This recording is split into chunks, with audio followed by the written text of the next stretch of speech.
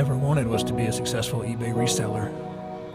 But after a few setbacks, a few mistakes, I started to question myself.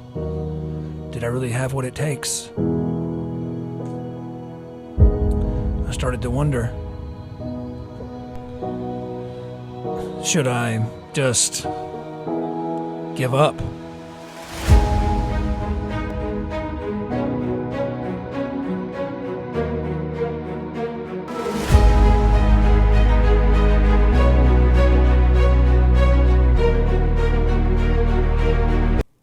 Well, that was dramatic. What's going on, YouTube world? Okay, so like I said, that was a little dramatic and we did it mostly in fun. But the point was to just show you that mistakes can happen and at times they can make you feel like giving up. The purpose of this video is to keep you from making these mistakes.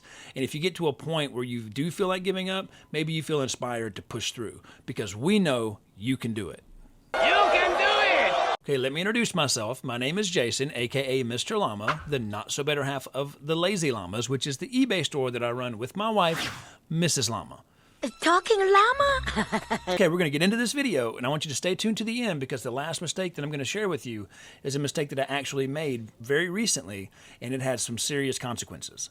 Actions have consequences.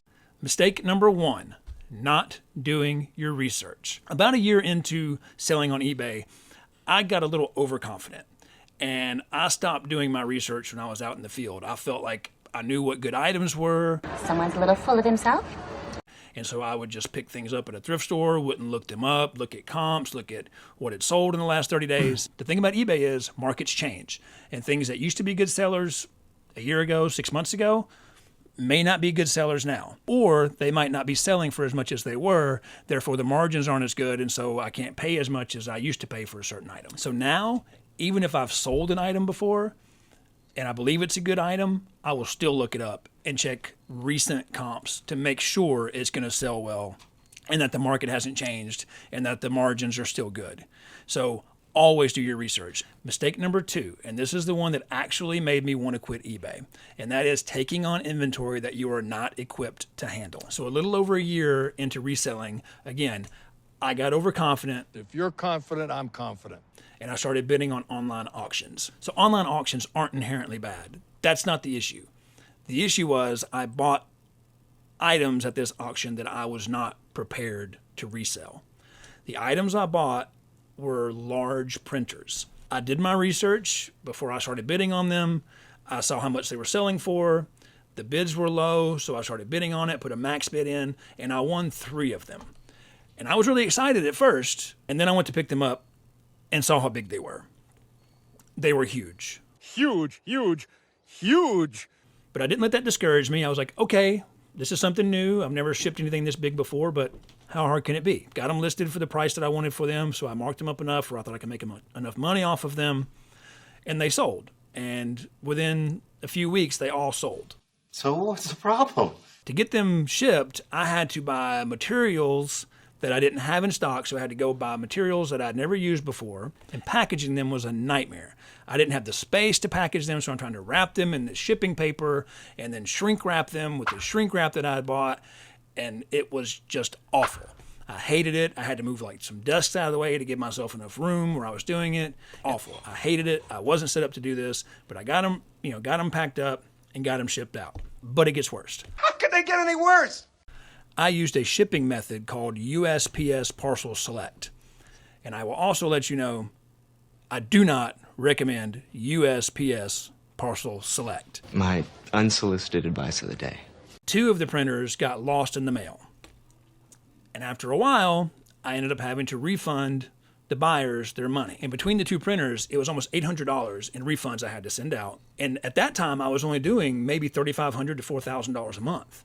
And this is money I had already gotten and had already gone into my bank account and that I had already used to buy more inventory. So this month, I'm like in the hole. Huge. Huge, huge, huge. And it took weeks to get these printers back. It was a nightmare. And it was the first time that I had actually questioned whether or not I wanted to do eBay reselling. That's understandable. But the lesson I learned from it was Don't take on inventory you are not prepared to sell. So now we're going to go into mistake number 3, and that is putting too much on yourself too early, most notably shipping times. Most likely, since you're just starting on eBay, eBay is not your full-time gig. Got a gig. And you still have a full-time job and other responsibilities that take up the majority of your day. So therefore, make sure that eBay is not going to be too much of a burden at first. Again, about a year into reselling, I got overconfident. Starting to feel like there's a pattern here. And to be more competitive, I went to one-day shipping, which meant when a buyer paid for an item, I had to either ship it out that day or the next day. I was not prepared for that. I don't know if you've watched previous videos, but my wife and I also own a gym, so that's our full-time business. eBay is a part-time business. And so going to one-day shipping was way too much for me to handle at the time. Even though I'm not doing the volume I'm doing now, I just wasn't as experienced and I didn't have a good enough handle on how I was structuring my day with eBay starting to pick up business. And so it led to a lot of late shipments. And late shipments reflect negatively on your account and will keep you from reaching top seller status, which is what you want. You want to be a top seller rating as an eBay reseller. Another problem with offering like one-day shipping and putting way too much on yourself too early, this can lead to burnout. Come on. I'm burning.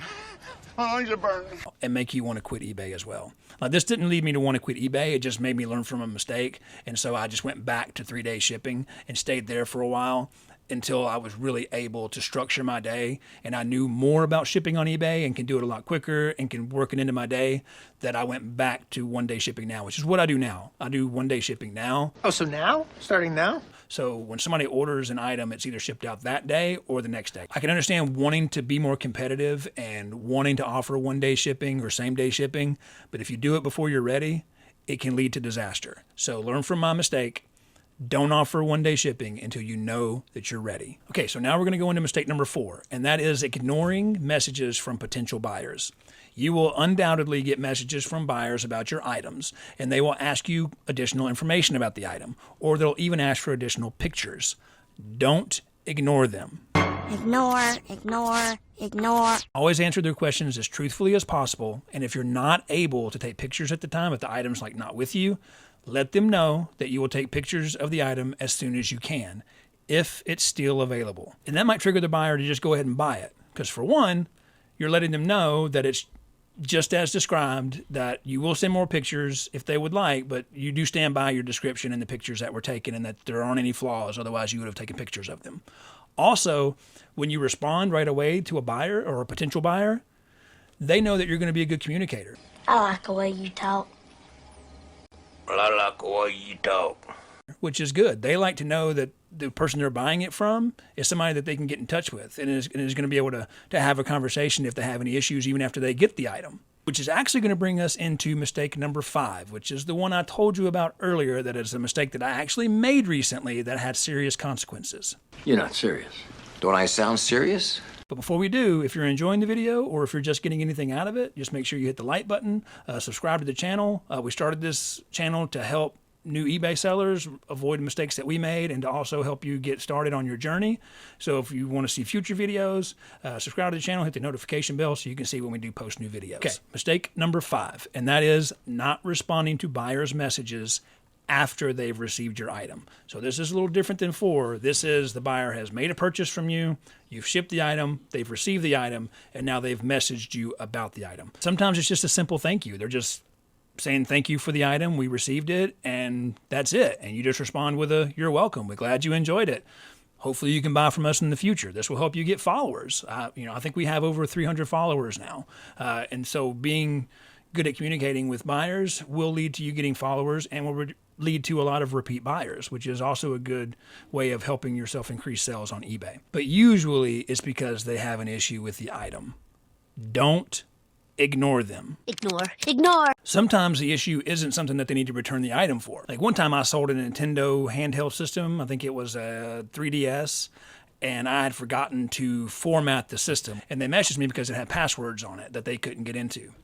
And so I walked them through how to manually format a system without parental codes and passwords. So it's something I knew how to do. I walked them through it step by step. They were so grateful, and they left me good feedback because of it. They talked about how I'd helped them and how well I communicated. And so that can lead to good feedback, and there was no return, and the buyer was happy. But if you can't help them, they just want to return the item, That's fine. Just walk them through the return process so they know how to get their item back to you so they can get refunded. Since you are offering returns, right? I don't know if you watched the previous video on return policies for eBay sellers, but you should be offering returns, and I'll let you know why. So if you didn't watch that video, go back and watch it. It explains why you should be offering returns as a seller on eBay. So as I told you at the beginning, this is a mistake that I made very recently. And I can make excuses because I was planning a charity event at the time. So in the middle of January, we started planning an event that we had at the beginning of March here at the gym that was a fundraiser for Fisher House Foundation, which is a great foundation. If you don't know about them, look them up. But anyway, we were raising money for the foundation. So I was planning the event, and it was taking a lot of my attention. And like I said, we still own a gym. That's our full-time gig. So I was doing day-to-day operations at the gym, trying to plan a charity event, still trying to run eBay. Excuses. And I got 2 messages from 2 different buyers that had issues with their items that I never responded to. I expect more from you. And both of them ended up returning the items and getting refunded. That's not the worst part. That happens all the time. You know, you get returns and do refunds. That's okay. The worst part was that they left negative feedback.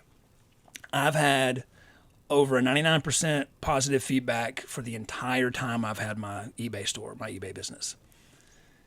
This is the first time in 3 years that my positive feedback score dropped below 99%.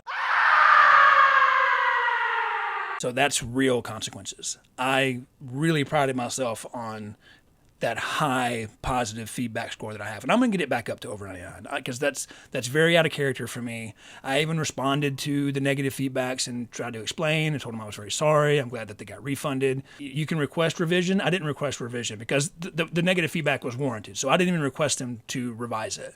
I just explained in a reply, which you can do. You can reply to negative feedback. Always be courteous, especially if you know it's warranted. But just explain and tell them you're sorry and hope that they can still do business with you in the future. So that's going to do it for today's video. I hope you got something out of it. I hope you enjoyed it. Just avoid these 5 mistakes and your journey to becoming a successful eBay seller is going to be much easier. And in case you didn't know, God loves you, I love you, and we'll see you next time. Peace. I'm a